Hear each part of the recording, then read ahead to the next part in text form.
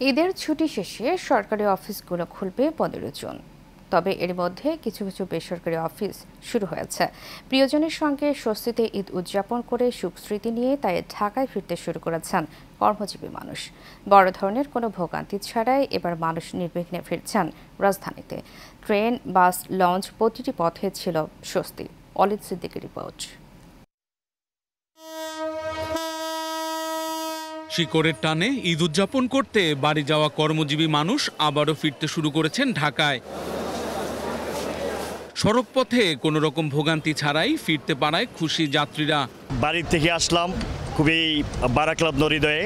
বাবা মাকে স্বাভাবিকভাবে রেখে আসতে তো কষ্ট লাগছে, কারণ বছর দুবারই যাওয়া হয়, ব্যস্ততার জন্য আসলে চলে আসা, কিন্তু নারীর টান তো আছেই। আজকে খুব ভালোভাবে আসছি, যেখানে সময় রেগুলারই যাওয়ার পথে আমার 14 ঘন্টা লাগছে, আসার সময় 4 ঘন্টায় চলে আসছি।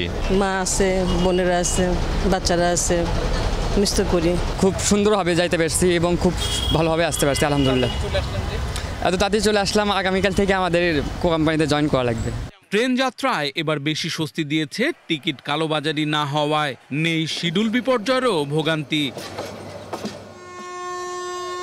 লঞ্চ ঘাটে হাসি মুখেই ঢাকায় ফিরতে দেখা গেছে সবাইকে। অতিরিক্ত ভাড়া ছাড়া লঞ্চে তেমন কোনো ভোগান্তি ছিল না বলে জানান অনেকে।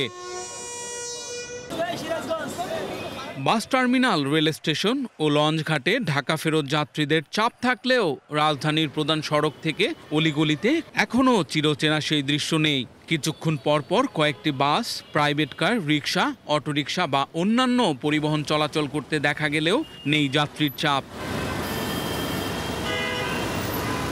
Walid Siddiqui, Asian television, Dhaka.